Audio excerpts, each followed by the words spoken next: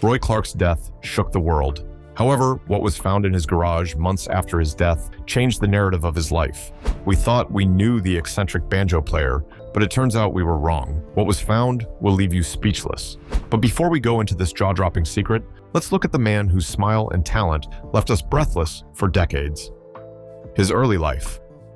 Clark was born on the 15th of April, 1933, in Meherrin, Virginia, to Hester Linwood Clark and Lillian Clark. He was the first of 5 children, but wasn't your typical firstborn. While firstborns are labeled as strict and boring, Clark was a free spirit who was always out looking for fun. His father tried tobacco farming, but it hadn't been productive, so he moved around to find a stable job to provide for his family.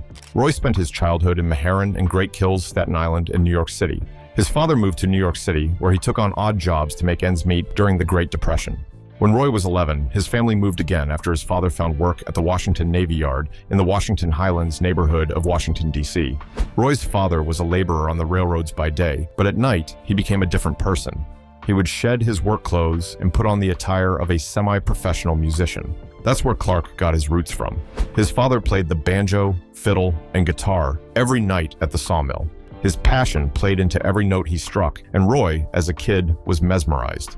His father was not the only one from whom he got his musical influence. His mother was also a music lover who played the piano. She dedicated her life to each key and played some of the best songs Roy had ever heard while growing up. Roy, a little boy, continued to watch his father play.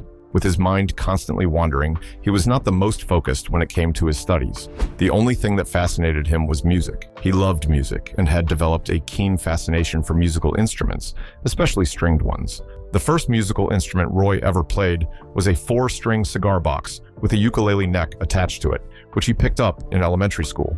Some say that the moment he took that cigar box up was the moment he realized that music would be all he would do throughout his lifetime. Rather than pay attention to his books, he spent his time plucking strings and trying to write songs. The lyrics were rough around the edges, but the emotions were true and pure. Roy's father, realizing that his son had a calling in music, decided to keep an eye on him. Roy had once revealed that his father had said, "Who knows? He might be the next big thing." Encouraged by these words of affirmation from his father, Roy began to put more effort into his music dream. His father, excited to have a son walk in his footsteps, gave Roy piano lessons. Roy was a natural at playing stringed instruments, and one of the instruments he excelled at playing was the banjo. When it came to stringed instruments, he played like someone who had been playing his entire life. His talent at it became more evident when, at the age of 14, he had won not just 1, but 2 national banjo championships. The second had been Warrenton, Virginia in 1952. The prize for the contest was $500 and an appearance on the Grand Ole Opry. That marked the beginning of his professional career. By that time, Roy was playing the banjo, guitar, and mandolin. His eyes shone brightly when he played, and his hands never wavered on the string. His love for music was evident in the way he played and sang with passion at each performance. He always infused comedy into his performance and never stopped using it. His charm and happy personality helped him quickly rise to the top of the country music scene in America. While he looked big on stage, a lot of people were shocked to discover that he was shy at heart. He hid his fear behind jokes and did all he could to make people smile. He was someone you went to when you were having a bad day and would leave with a smile on your face. There was never a dull moment with him. His heart was as big as his talent, and that was a lot. He stayed focused on his true goals and did not let anyone discourage or distract him from his ultimate objective, which was to become a successful musician. His dream had been to share his talent with the world, and he pursued it with all his heart. After his first banjo competition wins, his father understood that this wasn't just someone you hide away in Washington, D.C. Roy was a star that the world needed to hear. After making up his mind, his father decided to start taking him to gigs. He played his first ever professional gig with his father's band. The crowd loved him. He was only 15, and many people were fascinated by the fact that a teenager was doing what he was doing. After the show, he was given a $2 bill. He wasn't concerned about the money, though. His kindness on the rush, he felt on stage as he played, and the fans cheered on. He had never felt more alive and wanted to keep that feeling. He played, and people were happy. The fact alone that his talent could bring so much joy to people ignited a passion in his heart that he used to pursue his career over the years. Life was difficult for his family. They had to move many times due to work, so he never really had the opportunity to make friends. At the age of 17, he made the difficult decision to leave home and pursue his dreams. His drive to succeed left him feeling restless. He knew that he had more to offer. Even if he had to decide to leave his family, no matter how difficult it was, he would do it. Not because he was callous and stubborn, but because this dream that he had nurtured for years was bigger than him. His career and rise to fame. By the age of 20, Clark was already a seasoned professional with extensive experience performing in clubs and events. He had even gone on tour with Grandpa Jones, a country music Hall of Famer, and performed in Washington, D.C. on a TV station, and worked briefly on a show led by Hank Williams. Soon, Clark was appearing on broadcaster Connie B. Gay's local town and country time radio and TV broadcast, as well as at concerts Connie promoted. In the late 1950s, he appeared as a contestant in Arthur Godfrey's Talent Scouts, a show fronted by George Hamilton IV, which widened Clark's reputation. He didn't win the competition, though, and came in second, but he had already built a solid fan base after that. He had appeared on the television show Country Style as the lead guitarist in the house band. His ability to draw melody from the strings was incredible. His performances became one of the show's highlight moments. As soon as Clark pulled the strings, everyone couldn't help but watch as he made magic with his fingers. What fascinated many people was the fact that he created his music. He was authentic and genuine, knowing when to give and when to take. He played as if he were telling a story, one that the world couldn't help but listen to. Afterwards, rising country star Jimmy Dean saw the potential in him and asked him to join their band. He looked at Clark and saw a musician with a heart of gold. He was inspired by Clark's talent and wanted to help him bring his dreams to life. He also understood the pressure of trying to beat the odds to make a name for yourself in life. Excited about the path Clark was taking, he saw Clark like an unforged sword who was going to take the industry by storm. So he did what he could do and offered Clark a job. Clark, however, had trouble staying under authority. He was always tardy for shows and rehearsals. He did not like the idea of staying under someone's authority. He wasn't satisfied with just being a lead guitarist of a band. He wanted more, felt like there was more, and he was missing it. He respected Dean and loved him like a brother, but being his lead guitarist for his band, the Texas Wildcats, wasn't what he wanted to do with his life. Eventually, dealing with his tardiness became too much for Dean, and after a terse exchange between the two men, Dean fired Clark. It wasn't a pleasant decision, but one he had to make to enforce discipline on his team. Dean liked punctuality and expected it from all his band members. In 1957, Dean fired Clark, leaving him devastated. He quietly moved out of Washington, D.C., and never turned back there again. Although he was somewhat disappointed by the outcome of the events, he knew he could not give up. He just had to shake himself out of the dust and keep moving forward. Life wasn't a bed of roses. He couldn't have anything he wanted and make everyone like him. Life was about challenges and overcoming obstacles to achieve your dreams. This outcome did not deter him. Instead, it motivated him to improve his life. He vowed never to let an incident like that happen ever again. He would learn and then work hard to become a better version of himself. His steps took him to Las Vegas, where he finally got his big break. In 1960, he landed a gig as bandleader and lead guitarist in Wanda Jackson's band, the Party Timers. He led the group, recorded with Jackson, and opened her show at the Golden Nugget Hotel in Las Vegas. His relationship with Jackson opened doors for him that helped boost his rise to fame. He was able to get a recording contract with Capitol, which helped solidify his place in the music industry. People were becoming more exposed to the magic that his music brought, and they ate it up. He played, not just for the fans, but for himself. Music was what he had to rely on whenever he was feeling low or when he missed home. It was his bedrock, and at the end of the day, was all he had. Another one of his biggest achievements was when he co-hosted The Tonight Show several times and performed as a guest. During Jack Parr's temporary absence from The Tonight Show in 1960, the show's producers asked Jimmy Dean to guest host the program. Dean, who was trying to make it up to Clark after their fight, asked Clark to appear on the last night of his guest host stint and showcased Clark in 2 songs. Clark had also found favor with Jim Hadley, Jackson's former manager. Jim felt Clark needed more publicity in his career.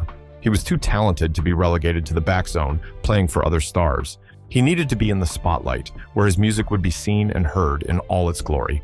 He tried to encourage Clark to go solo and even booked him spots on The Tonight Show as a guest. After 3 years of gathering skills and experience, and with a lot of encouragement from friends, Clark decided it was time to go solo. He made his solo debut on The Tonight Show in January 1963. Clark made this decision because he couldn't seem to find his place anywhere. His music was something that people needed to hear, unfiltered and whole, something he could not achieve as long as he continued to play for others. He needed to tell his own story through his music, without influence from others. He had always felt isolated and misunderstood, especially in his early years of music. He had entered the music industry young, an industry that a lot of his schoolmates shied away from. So he did not have anyone to hang with who was his age. All he had was music to help him through those days. As he progressed in his career, he got the nickname Lightning Fingers, which a lot of people felt he did not deserve. For a while, he was constantly challenged to one pick-off or the other. After a while, it became obvious that the title was well-deserved. Clark solidified his place in country music during the 1960s, not just to fans, but also to his fellow guitarists. He was a force to be reckoned with when it came to stringed instruments and made sure whoever he met knew that before they left. Apart from music, Clark became a television favorite and a screen celebrity. Subsequently, Clark appeared on the Beverly Hillbillies, an American television sitcom that was broadcast on CBS from 1962 to 1971. He was a recurring character, acting as businessman Roy Halsey and Roy's mother, Myrtle. In 1965, he was a co-host of a weekday daytime country variety series for NBC entitled Swingin' Country, along with Molly B and Rusty Draper. The show was later canceled after 2 seasons due to slow ratings. His big break came in 1969, when Clark and Buck Owens debuted as hosts on the comedy program Hee Haw, which aired from 1969 until 1997. This was the show that propelled Clark to stardom. He was funny, zany, talented, and down-to-earth. He was reportedly the highest-paid country concert star between 1969 and 1971. In 1973, he was awarded Entertainer of the Year by the Country Music Association. He didn't let the success get to his head, though. He stayed true to himself and was modest. He didn't waste his time trying to be the definition of what others wanted him to be. He tried to remain upbeat no matter what life threw his way. He had loved, lost, and found love again. People didn't know you, so they judge you based on what they see and interpret. And often, they end up with incorrect interpretations. He had standards and would not let anybody dictate how he was supposed to live his life or do his music. Had a string of hits from the early 1960s to the early 1980s. His most popular songs were Come Live With Me, which was #1 on Billboard magazine's country singles chart in 1973, and Yesterday When I Was Young, which made its way to Billboard's top 10 country hits in 1969. The most important thing. As he rose to stardom during Hee Haw's tenure, Clark got involved in a lot of activities. He became a member of the $1 Million Band, a group of popular musicians responsible for the production of the Nashville Sound, and participated in a host of comedy sketches. When asked what he considered the most important aspect of his life, he didn't say his career or the fame he had achieved. He said it was his family. He was so confident and proud of the people in his life that he could call them family. To him, they could never be replaced. They always had his back and encouraged him to be better. They were his source of inspiration on so many occasions, helping to bring out the best in him. He had been married twice, the first time to Ruby Conley in 1954. Together, they had a son named Roy Linwood Clark Jr. After 3 years, they got divorced. Some say that they got separated because he was too busy moving from town to town, performing at shows. Others claim it's because he met his second wife, Barbara Joyce Rupard. After all, the same year he got divorced was the same year he got married to Barbara. Together, they had 4 more kids, building a big family, just like the one he grew up in. In 2018, he had passed away at his home in Tulsa due to complications with pneumonia. To him, family was the most important thing. You could hear it in the words he spoke and the pride he felt when talking about his children. He has always considered them to be his biggest fans who have supported him throughout his music career. Although he was constantly on the road, moving from show to show, they always understood that his love for music was not something that could be tamed. They strung his shoes and cheered the loudest when he was on stage. The family had taught him how to be more stable and focus on the things that matter. Money and fame could disappear in a moment, but love from family remained. Even when you made mistakes and the world turned against you, your family would always stand by you. At least, those were the principles his father had instilled in him, and he hoped to instill in his children. He wanted them to know the importance of making their home a place where they could feel accepted and loved, where they truly belonged. It wasn't about looking good for the camera. It was about ensuring that they had not just his back, but each other's backs. They had to learn how to love and do it unconditionally, without any form of animosity between them. Which was why what was found in the garage of his home in Tulsa left everyone, especially his family, reeling. The garage had been abandoned for years, and no one had ventured into it, believing that all he had put in it was junk. Then his first son opened the garage to clean it out and discovered a huge wooden trunk that looked out of place in a room full of motor parts and other equipment. It sat in the middle of the garage, beside a wooden table and chair. It was obvious that someone had been coming in here for years. A fine layer of dust covered the truck, revealing years of neglect. Curiosity overcame him, and in a split second of decision, he opened the trunk. The content of the trunk brought tears to his eyes. It was a large family portrait painted with vivid, vibrant colors. But what stood out the most was not its size, but the big smiles on all their faces. The picture had been taken after one of his shows. They had gathered together and Clark had said something funny, making everyone burst into laughter. The cameraman, who had been watching the whole scene, decided it was a good time to take a photo. Roy Lee Wood Jr. had been a teenager back then, so vibrant and full of life, just like Clark Sr. had been when he started his career. His son looked at the portrait, especially of the man who had been larger than life to him. His father had given his all to the world of music, and music had given him a lot too. There was nothing Clark loved more than his family, except music. Music had a place in his heart that no one could ever fill. He had been a natural-born performer who truly understood the layout of the music industry and was willing to give his all for music's sake. Even when their family was experiencing intense scrutiny from the media and press, Clark Sr. made sure his family remained together. Some rumors threatened to divide his home and make them fight, but Clark made an emphasis on ensuring that their family stayed together. He had started a family before, and it had ended in divorce. With Barbara, he was determined to do good. The portrait wasn't all that he found inside. There were letters addressed to family members and friends. Not only that, but underneath those structures lay the greatest prize of all. A worn-out guitar that looked like it had been played one time too many. It was worn out, with a few broken strings, and looked like it could fall apart at any second. There was a letter inside that balanced the recent findings and explained what was going on in Clark's mind. There was chaos, especially when it came to the letters. There were letters addressed to famous country stars, to his family, and even to himself. He had been worried that at some point he could lose himself in the world of fame and show business. He didn't want to lose sight of who he was or where he came from. He was not trying to escape his roots. Instead, he wanted to make sure that he embraced his past because it was responsible for making him the man that he was. He wasn't ashamed of where he came from. His whole personal experience would not be complete without the struggles and setbacks he had to face during his early years. He wasn't going to hide the parts of himself and make people believe that he had it all put together from the beginning of his career. Yes, he made mistakes when he was younger, and there was more pressure on him as he got older and became more famous. Pressure that he never talked about and feelings that he couldn't describe. Rather than trying to hide his pain and anxiety, he had gone into the garage and poured his soul into beautiful lyrics. Lyrics that many people might have never heard. His songs spoke of the challenges he went through and how isolated they had felt at some moments. These songs described all aspects of the kid categories, which represented the real Clark. He wasn't perfect, but he was a man who felt, lived, and loved. He was no different from the rest of us. He had a childhood, he had a family, he had experienced rejection, but he wasn't a quitter. Situations should have made him feel like he was not good enough, but he refused to be discouraged. He worked hard, pushing through despite the odds till he could defend his own. His bright smile had an uncanny way of soothing nerves and making you feel like he was sharing a joke with you privately. He was a hard worker, rarely asking for breaks or days off. He was always there, come rain or shine, in sickness and in health. He hid his worries and fears behind a bright smile, trying not to make people feel sorry for him. His life was stable, and the world recognized him wherever he went. In 2009, he was inducted into the Country Music Hall of Fame, which was one of the best moments of his life.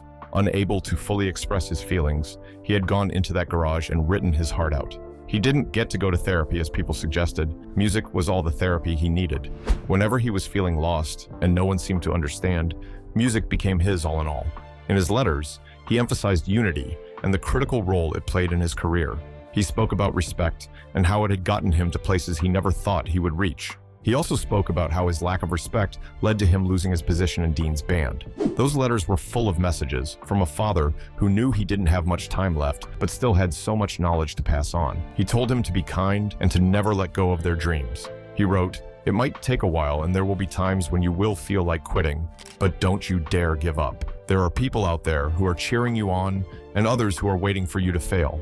Shame on your haters for your success. Don't slack. Don't quit." The revelation of what had been hidden in the garage was an eye-opener. His children held their hands and cried as they read the messages their father left them, messaged full of hope and encouragement. It felt like he had left a piece of his soul for them, especially during moments when they missed him. He has prepared comfort even though he was already gone. Did he know he had little time left? The letters left many questions unanswered. His family took the portrait and hung it on the wall of their living room. They put it there so every time they looked at it, they were reminded of their father with a smile that never seemed to fade and always lit up his whole face. Even though he is no longer with us, his legacy lives on in the songs and roles he left behind. Fans were devastated by the news of his passing. It felt as though an icon had been gone forever. He was loved for his music. He had an easygoing personality and was loved by fans. He wasn't pompous and never acted like he was above every other person. He was funny, and his witty response to co-host Buck Owens' "I'm a Pickin'" with his cheerful "I'm a Feelin'," Clark hosted that show for 20 years and captivated the hearts of over 30 million viewers. In his hometown in Tulsa, Oklahoma, the elementary school was named after him in appreciation for all his contributions to their town, which was ironic because he didn't finish high school. His contributions, however, proved that he valued education. No matter how successful he was, he remained humble. In one interview, he spoke about playing for the Princess of Monaco and how humbled he felt singing "Happy Birthday" to her at her table, despite being a college dropout. All the challenges and obstacles that he faced didn't break him. Instead, they fueled his resolve to succeed no matter what. That is what stars are made of, a resolve that doesn't die no matter what, and will that isn't easily broken. What can you say about Roy Clark's life? Share your thoughts in the comments below. Don't forget to share, like, and subscribe. See you next time.